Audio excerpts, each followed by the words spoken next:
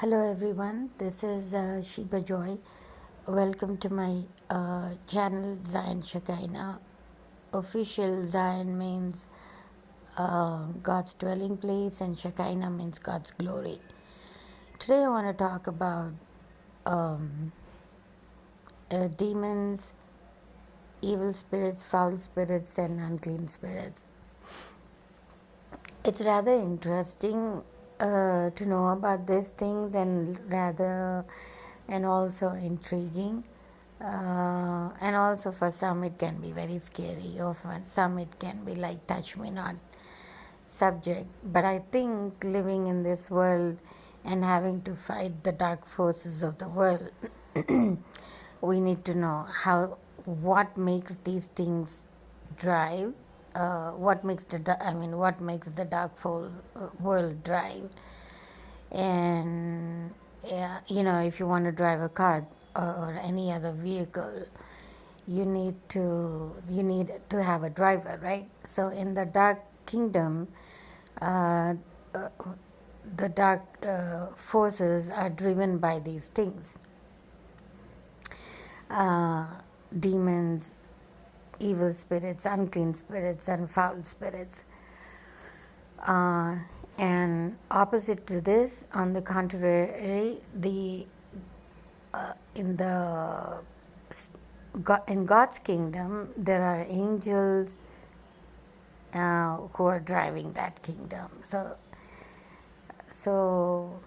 it's like that. And who's the head of God's kingdom? It's Jesus, God, Abba, Father. And for the dark kingdom, it is Satan, Lucifer.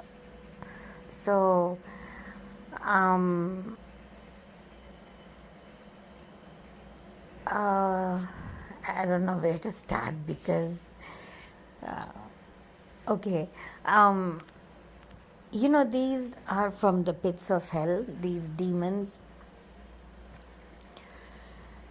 evil spirits, and all these things are from the pits of hell. But what they do is they come to bring commotion.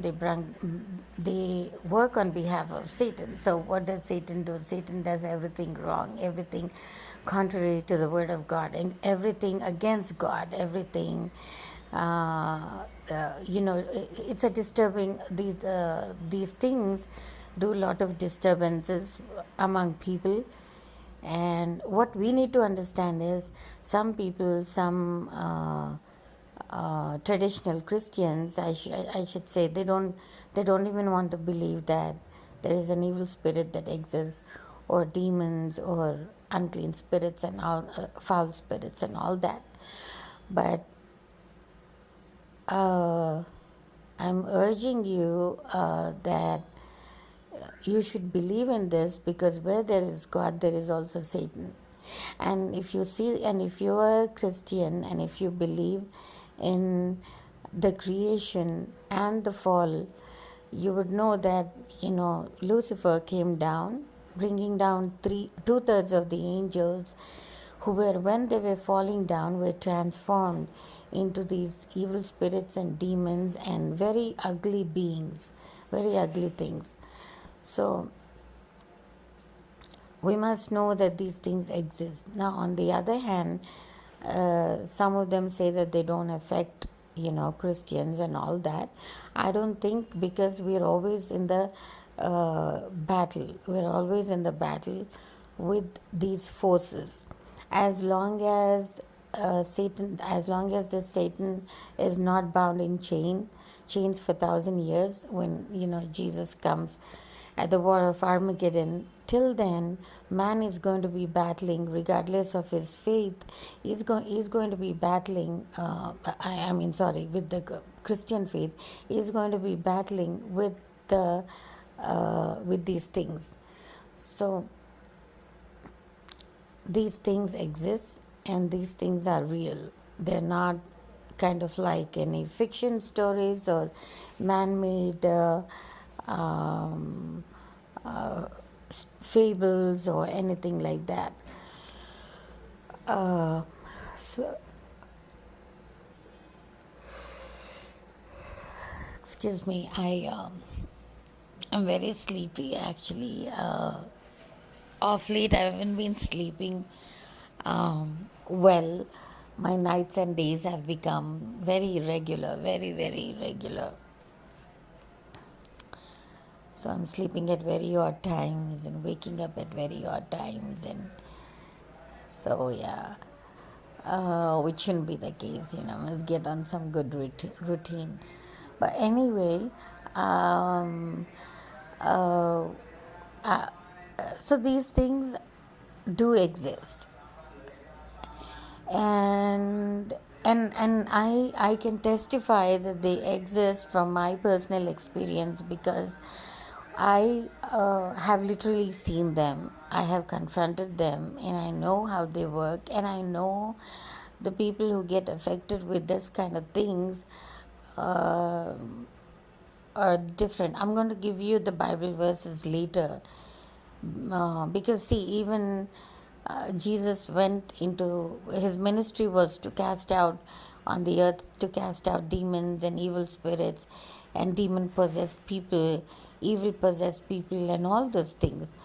And he drove out many, and one such very famous miracle that he did is he was driving out these legions of spirits, and then they were asked to go into and they begged Jesus to be driven into pigs, and the pigs couldn't take this pig, because pigs are like, they are animals.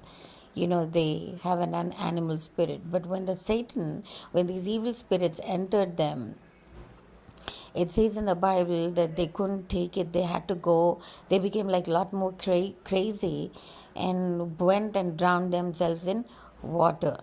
That happened because the animal spirits, human spirits are different from these evil spirits. And when evil spirit enters a man, they or a woman, they behave like an evil spirit. They no longer are look like an human being or act like a human being. They act different.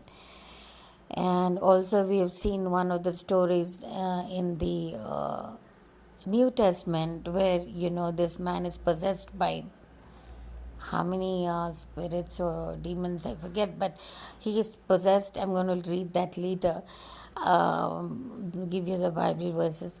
And he was living in the graveyard, and he in the cemetery, and then he started bringing, affecting himself, cutting himself with the knives, and even the chains could not like hold him. So it's like that, they become like super powerful, because that's not the strength of a human being, that's the strength of Satan, the evil spirit. Now, these things sometimes are seen to the natural eye, but with the supernatural ability of man or woman. And sometimes, with the people's behavior, if you're spiritually inclined, you know that that person is not normal. He's living under some, he or she, when I say he, it's not just man, it's also a woman. Both of them, both the genders are living under some kind of abnormality. So you can know them by actually seeing them if you're spiritually inclined, and also you can, and if people are affected and if you're spiritually inclined, you can see them, like you can see them in their behaviors. So I was saying that, you can know these things, and sometimes, normal people also suddenly they flare up. They say things like which are really weird, and act in a different way and all that. That time you can know that they have been like affected. And I'm not talking about the normal behavior where human can exhibit spurts of anger or moodiness or uh, anything like that.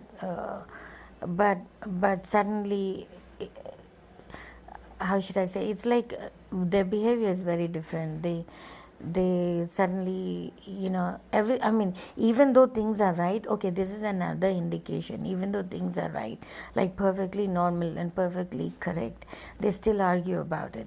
And one such example is one of my good friends, that I've known for almost like 10 years. She. Came to me and kind of like attacked me a couple of weeks ago, in a sense that, and I'm taking her uh, name not because she's demon possessed or anything like that, not like that, of course, but sometimes when people don't live in the Word of God, when they don't pray on a regular basis, these other entities which are always, in the air. And it says in the Bible that Satan is like a roaring lion, ready to devour people. So when they become weak, these things become strong in them. And I call them these things because I don't even want to give them a shape and a body, because they're very, very dirty stuff. And I'm going to talk about my experiences seeing them later. But so she came home, and then we were having very nice conversation, laughing and talking. And suddenly she said that she's seen my picture. Like I went to one of my cousin's wedding, and she said she's seen the pictures, and she, said that I was looking nice. I thanked her, and then she started saying that she didn't see me wear any lipstick, uh, and this was kind of like weird conversation. And I said, no, when I go to weddings, I do wear lipstick and light kajal. And then she said that she didn't see me wear makeup. And I said, I never wear makeup. I don't like wearing makeup. I don't even know the names of those bottles or anything like that. I don't like any grease or cream on my face. And I told her, and then she started like being adamant about, like, why don't you wear makeup? What is wrong? Is it something bad? Or and suddenly she went into that mode of kind of like accusing me for not wearing makeup. And I said, see, from childhood, or even like in my college and things like that, I never looked at anything like that. I mean, my desire, my attention was not anything towards doing makeup or being in that thing. And I said my first lipstick actually was bought by my mother. Usually girls go and buy lipsticks and things like that, but my mother got me that. And I never, I never wore, I mean, I never want to wear makeup. I never wore it. And she started saying that. Then I asked her, because she kept going on and on. And I asked her, and I was trying to like divert her to a different subject, but she was not being, she was not even like wanting to talk anything about that. She kept going on and on, and I said, see, you've known me for 10 years. And I asked her, just because I don't wear makeup, do I look bad? Then she said, no. Then I said, then why are you asking me to wear makeup? And then I asked her, did someone at church ask you that? Then she said, no. Then I said, then why are you asking me to wear makeup when I don't like wearing it? And again, I'm not opposing the ones who wear it, or I'm very neutral to that. I think it's everybody's likes and dislikes, what they wear and how they wear, and how, what they want to put on. That's totally for them. I have no say, because I don't even have like even 1 inch knowledge about this. But I did tell her I do wear lipstick and I wear like light kajal, and that's all.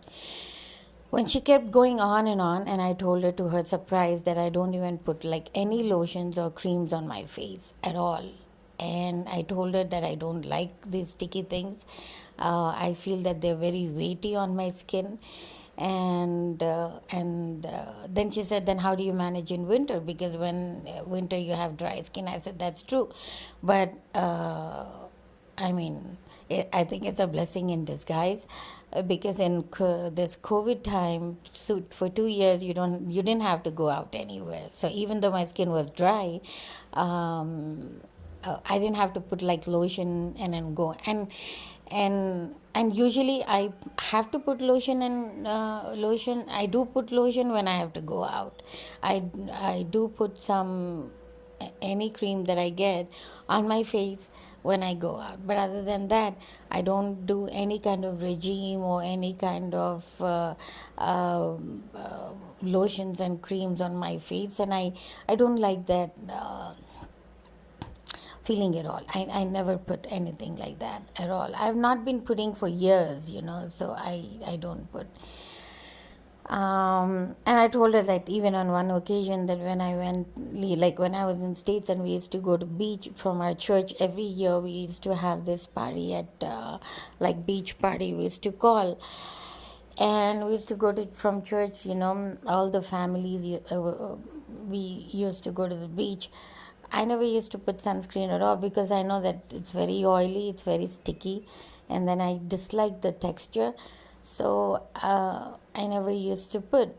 And then they used to, my friends used to just look at me and like kind of forced me to put that on. But and I used to tell them that I'm from India, I'm used to the sun, I don't want to, and things like that. So that was going on, but she was not getting convinced. She kept going on, and she kind of like started getting irritating me, and I didn't see why I should be putting any kind of makeup because I don't like it, and leave alone makeup. I don't like lotions or creams on my face, and I've never put but I do put when there's dry skin. It's not that I'm totally not aware of that and I totally kind of like dislike. No, but I put them very, very occasionally. And I told her, to make things light there because she was going on having this very hot discussion. And I was not liking this about the thing. And she said, she even went up to say that, you know, um, that she will buy me creams and things like that. I said, if you so want to buy these lotions and creams, you can buy me these perfumes. I love perfumes. And so she was like, no, I'm going to buy these things. You should put it on.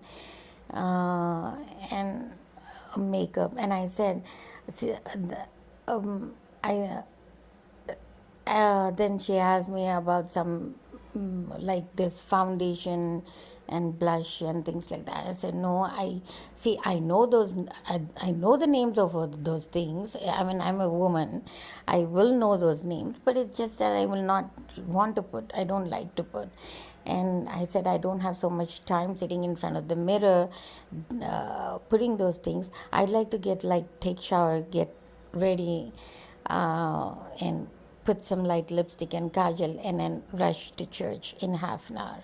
I mean, all these things have to take place only in half an hour, not more than that. So I told her that. And she was not being convinced of my genuine answers, and she kept like torturing me and said like she's even seen me in another church that I didn't wear makeup. I said, see, sometimes I said I don't even put lipstick in sitting in front of my mirror. I put them when I'm traveling to church. I take out a mirror and I put it, or I just put it because I know where my lips are. So lipstick goes on the lips. So it's like that. But she was not getting convinced. And she, she's a sweet person, but she kept saying very harsh and things and hurting things to me just because of this makeup. And I and she said, oh, why are you so against it? I said, no, you're wrong there. I'm not against makeup. I'm not against people who put makeup. I'm not against anything because that's not my department. I can't even say comment on anything like that because that's not my department at all. Uh, but if you want me to comment on some dressing, why women wear the way they wear, I can talk about it because I don't. I make sure that I wear properly and be dressed well and decently. So I would comment anything on that. But the things that I'm not into, I would not know what to comment also. And I said, this makeup is totally, you know, people's their own likes, their own habits, their own uh, things. I mean, they like, they'll put it. If they don't like, they won't put it. uh, like me. But I told her no. And she said she's going to get me a hamper. And I said, are you going to waste money? Because I said people have given me in the past without knowing that I don't put lotions or creams on my face and body and things like that. Actually, those creams are lying up in my bookshelf. And when I ask my maid to clean it up, she takes up about 4 or 5. I said, just 3 months back, she took out all those things and I gave her. She was very happy. I said, you use them. But I said, on the other hand, give me perfumes and I love it. So she said no. But, you know, so I'm not saying that she is possessed. No, that's not what I'm saying. But sometimes these things can trigger such things in people's minds and make conversations very uh, unpleasant. They make conversations very uh, not good at all.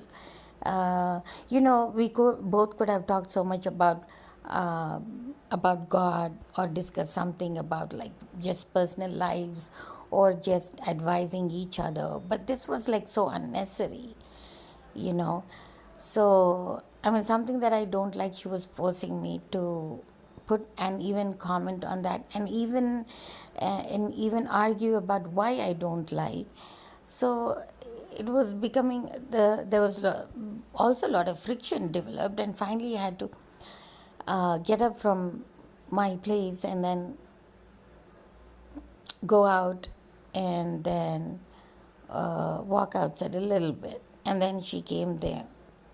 And then one of my neighbors also came. And then she started telling her that I don't put makeup, I don't put even like lotions and creams. And my neighbor was shocked that, why is she getting, because she could see the anger and the frustration in my friend's face. And then my neighbor was very shocked that she was even like trying to, and then she joked some other things which I'm not going to say, but anyway, these things. So sometimes these things can come in the way of people's minds and people's behavior, and they can take control of it. That's one example. The other example that I want to talk about these demons and evil spirits is, and sometimes they sometimes they are more serious, meaning that they totally possess the person and the person starts behaving like the demons or the evil spirits and they don't know what they're doing. They act very natural, though, they act very normal, but the things that they do are all instigated and driven by evil spirits. Those people you can put in the category of the ones who do witchcraft, black magic, sorcery, divination, all those things. Now, these people will look very normal. They'll go to their work, they'll have families, uh, and I don't understand how they can be even normal in that family, and I don't think they can be, because once they're into this kind of thing, they are totally controlled by these spirits. and their souls are lost. If their souls are lost, it means that their spirits are being controlled by other spirits. Instead of God's spirit, other spirits control them, which is like these things. So, and why they do it? They do it only to harm others. So that's a bottom simple line, simple answer that I can give. So these people can act very normal. They can even like be. They can act normal. They can look normal, but a spiritual person, as soon as they see such kind of people, they would know that these people are not right. They are doing something wrong, or they have a very fake life. So this is one category. The other one is even like they on the other side they are dangerous because they act like evil spirits. Like this man in the graveyard, he was cutting himself. He was totally possessed by an evil spirit. He was totally controlled by demons, and so they act like that. They don't know what's happening to them.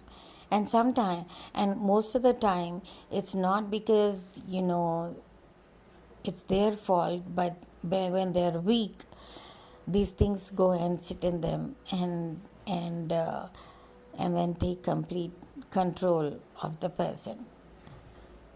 So these are some categories of these things. And now, how do you now what are they? I'm going to tell you now. I want to talk about these and these evil spirits and demons and all those things have a shape and size and form. It's not like that they are a vapor or or without any shape and all that. It's not like that. Great men of God have written books about these things too, and unfortunately I didn't read any of them, but I want to read soon. So now in the Garden of Eden, the serpent came to Eve. Sorry, friends, I'm extremely tired, but I want to give this message. I'm so tired that I think in these 24 hours I only slept like 3 hours. But anyway,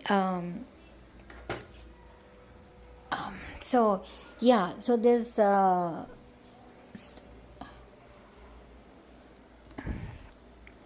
I'm sipping my chai and I'm giving you this message. I need some pep. I don't drink coffee. I don't like coffee, but I make excellent chais, excellent tea, elaichi, cinnamon, everything from basic. I really do very good chais. But anyway, so these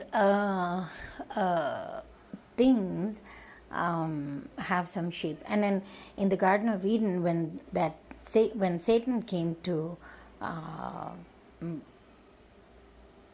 Eve, it came in the form of snake, and it enticed Eve, and we know the story.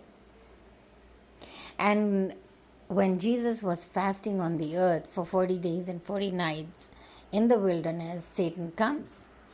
And it came as a serpent, and also it came in full form, And that's why some movies also portray as a dark figure with like 2 horns, and it doesn't have a square shape. Okay, what I've seen, I'm going to tell you. So they show that it is a beast standing up, like it's like almost like a bear, but bear almost has a dog's shape, but it's not like that. It has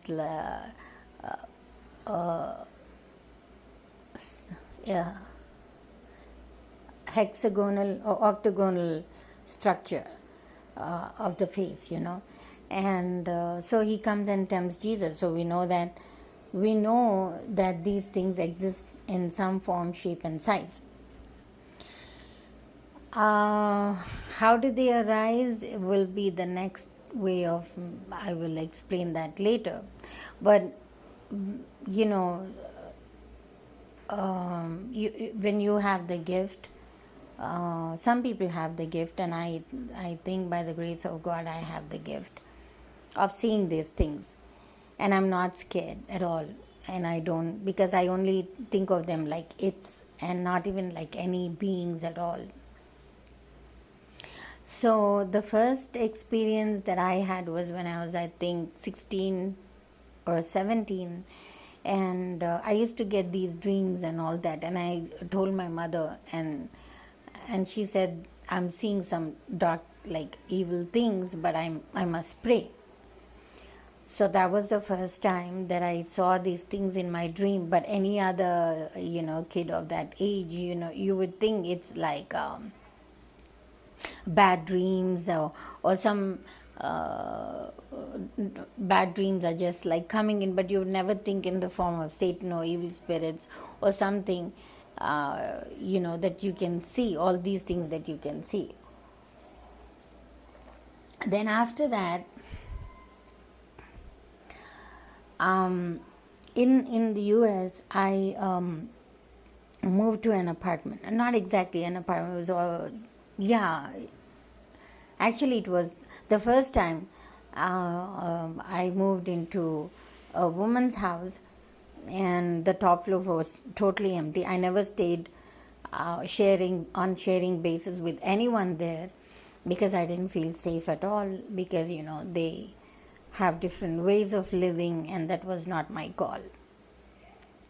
So and for the first time, because I didn't find a good apartment close to my school, I was desperate of finding a place, and so I moved into this Chinese woman's place, and she was living downstairs with her sister, and the whole top floor was empty, like 2 bedrooms and a bathroom and a small kitchenette and things like that, and nice good closets. So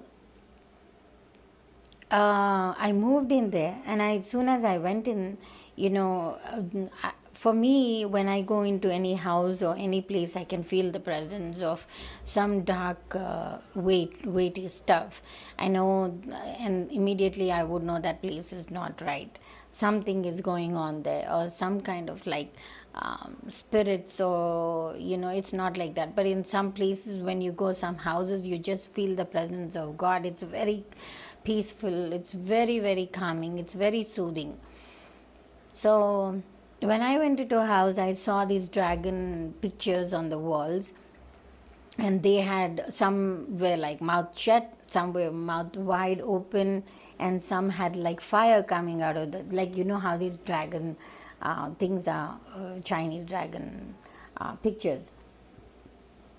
And when I call one of my pastors there, junior pastor, Pastor Steve, he said, Sheba, I think, and he was very, very tall man. He was a very good man. So when I called him and I told him, Pastor, I moved into this place. I mean, and my church was very, very close to me. And my pastors were very, very big support for me, and I thank God for that. So when I told him about that, he said, first of all, you should have like known the place well before like moving or rushing in. And second is, try to find a place outside soon. I mean, try to find a place elsewhere soon. So I said, okay, Pastor Steve. And then then he said, come over anytime, and we can talk. And every time I had a problem, I would go and sit in his office and talk to him, and he would guide me and counsel me and talk to me about this, many things. So after that, I felt very uncomfortable. It was very demonic place.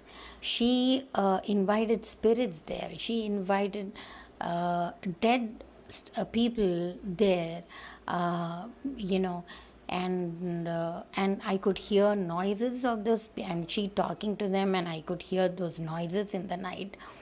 and it was very, very disturbing. I couldn't sleep, and I used to walk upstairs, I,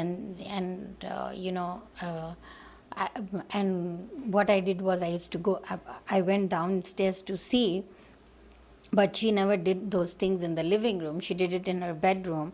So I can, in the middle of the night, I couldn't go and disturb her. It would like invading her privacy.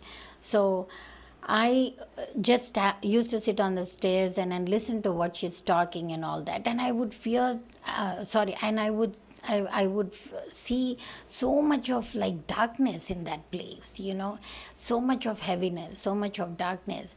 And then I didn't feel good about the thing. And then it happened, the first week went by, second week went by.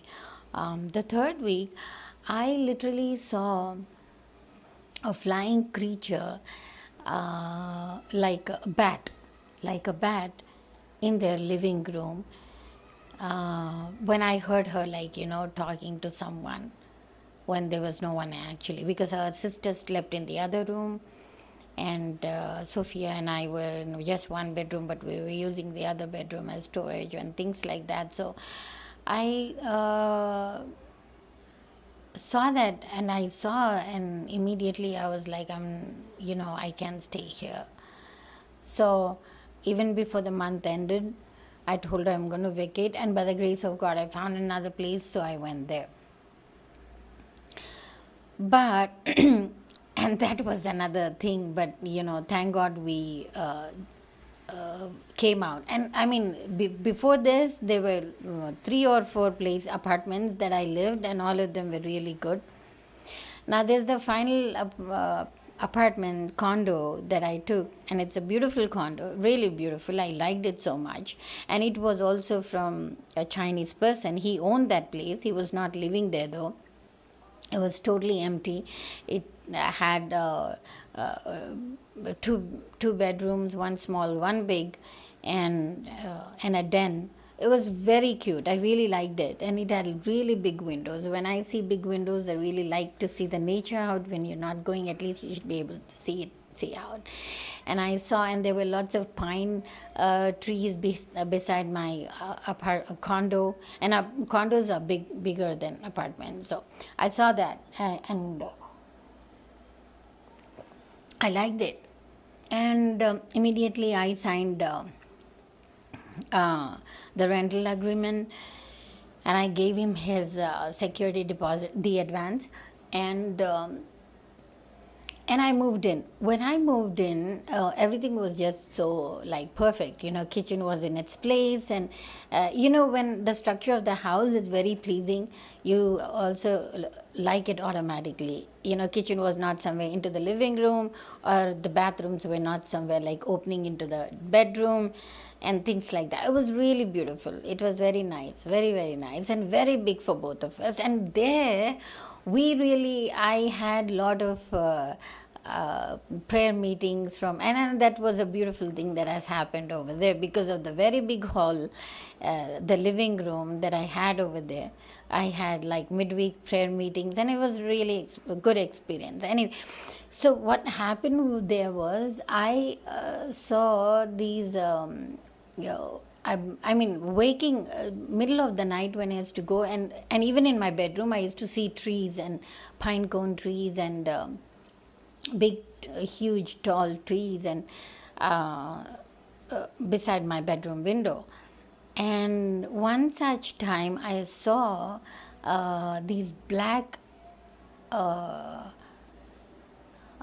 hanging, like black creatures, literally crawling on 4 legs. Four limbs or arms or whatever, or legs, 2 legs, 2 hands. They're literally crawling on those things like animals. Imagine a black bear, but very skinny, crawling. So it was like that. And imagine a monkey structure with swinging and all that, and they were jumping from one tree to another tree. And believe me folks, it was not a dream, it was not anything, but I literally saw them like with my spiritual eyes. I was totally awake. I used to be awake, and because I was doing nursing there.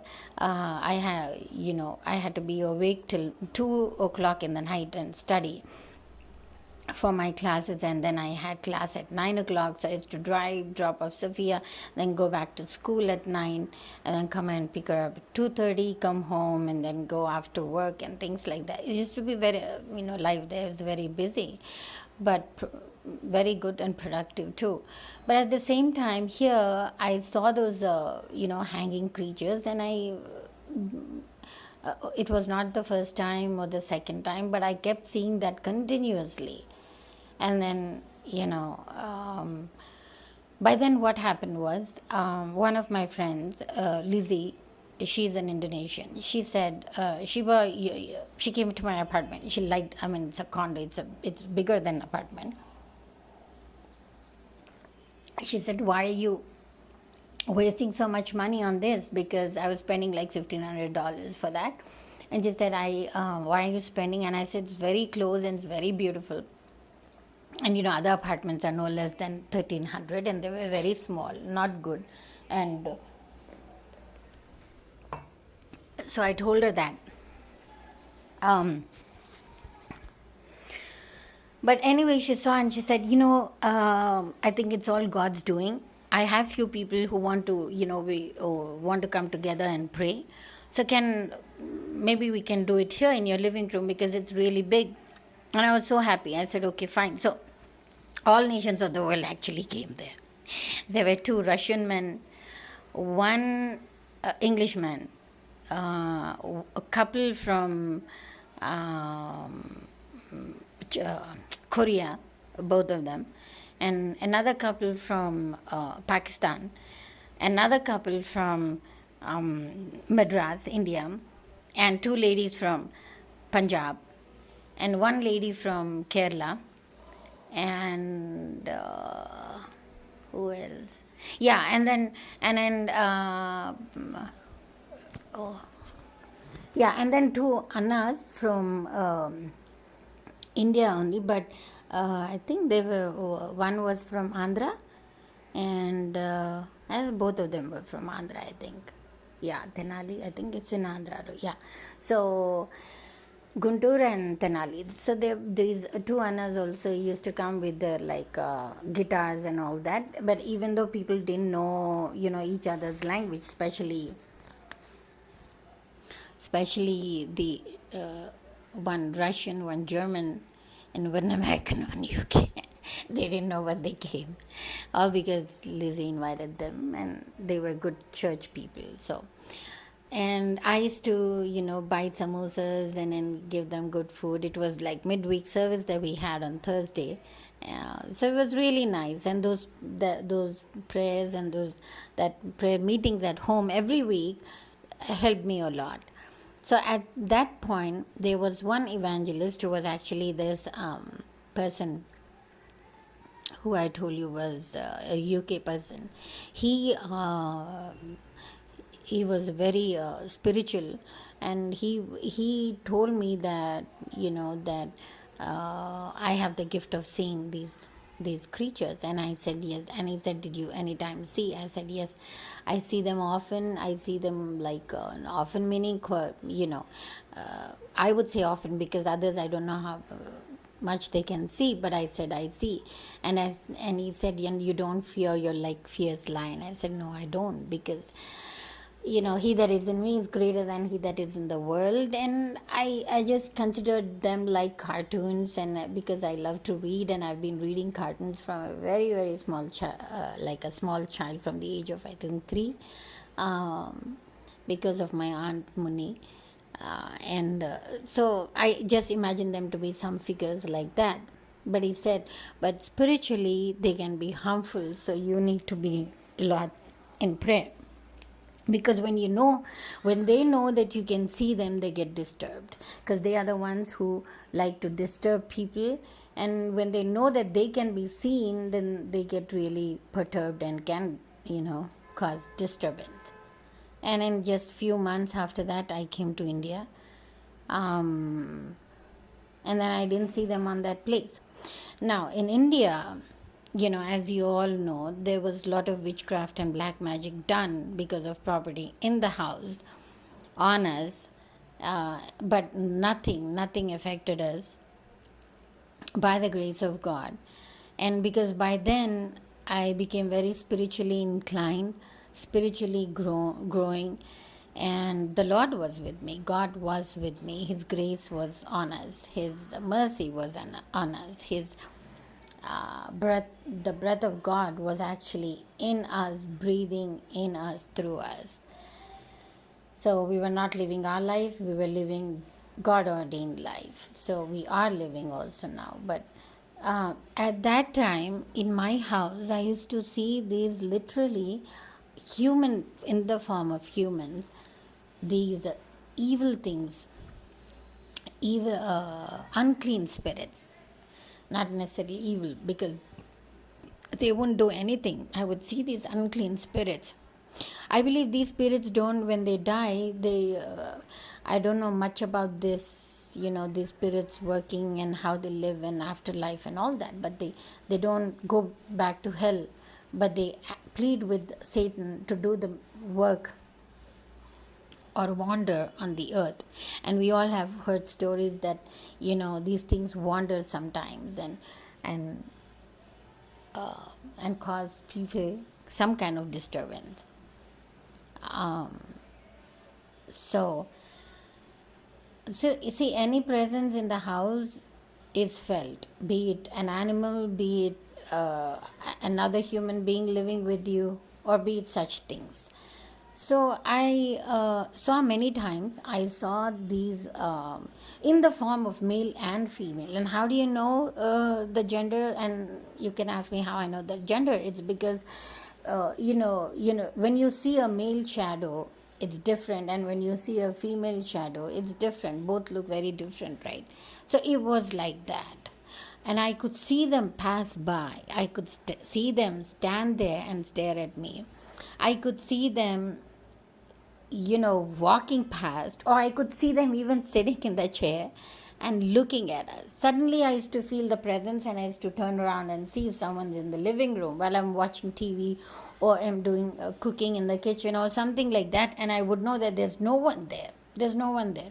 But these things used to like roam around. That was the time I decided that, I should call like any pastor, any evangelist, any brother, any sister, anyone who could come and do the prayers. And then in that house, many prayers have been offered. And after seeing such things, we offered many prayers, and, and all that have vanished now. Long time back. And I didn't see them after a few years or anything like that. So what I'm saying is, and even when so these things, and so I described their form, I described their shapes and all sizes and all that stuff. Now these things, how they come on the earth is, see, when an unsaved person goes into hell, they either go directly into hell to be tormented again by demons, evil spirits, because in hell somebody has to work there to torment them. Satan is the head. He's like sitting in the chair, governing these things, just like God sitting on the throne, governing angels. It's like that. They also have a kingdom, a much stronger kingdom, in a sense, only to collapse and fail. That kind of kingdom this Lucifer has formed, because see, Satan imitates everything that is of God, and and Lucifer was in heaven before the fall. So he imitates everything. He's formed in a kingdom called hell under the earth, and it also has like 12 gates, like how heaven has 12 gates and 4 entrances, like how heaven has. And then it also has these demons and evil spirits tormenting the human beings who go into heaven. Now when they go into to go into hell.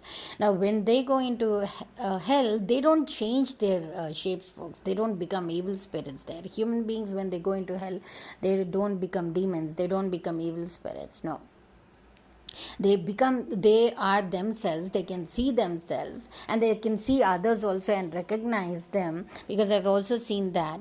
And at the same time, they feel very bad as to why they have landed up either in ignorance or willfully. So they do feel extremely bad. Why? Because they're experiencing very bad, excruciating pain for all the things that they have done. And even in hell, they have like 3 levels.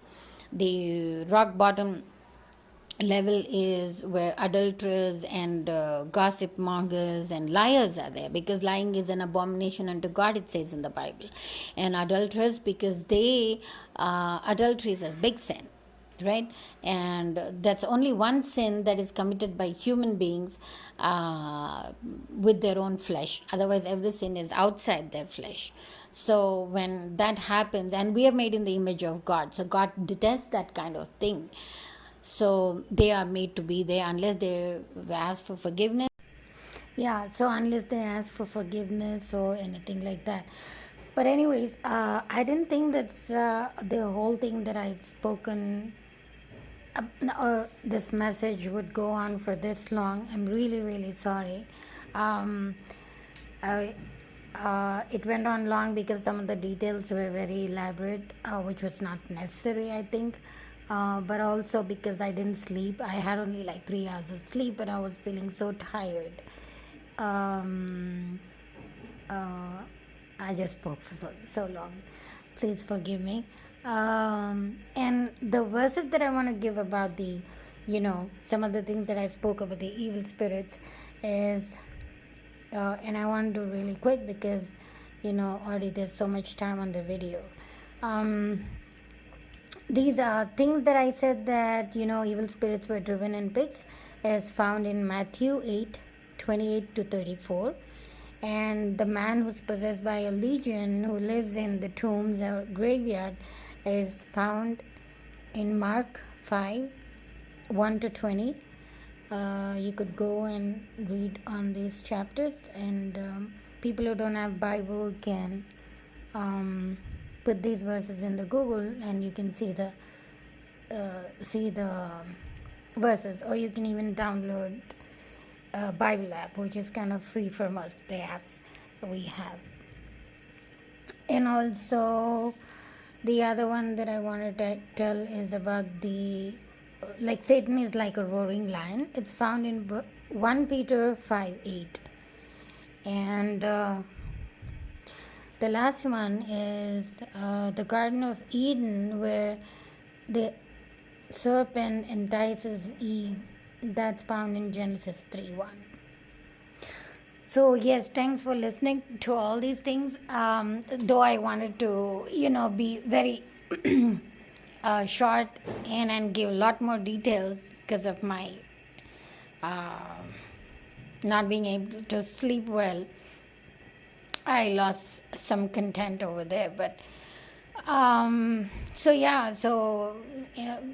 bottom line is that they're there to torment, but we have God, and He is there to defeat them. So with God on our side, every scale of the wall that Satan puts in front of us or attacks is destroyed in the blood of Jesus, in the name of Jesus. So thank you everyone for listening to this message, and may the Lord bless this word. Thank you.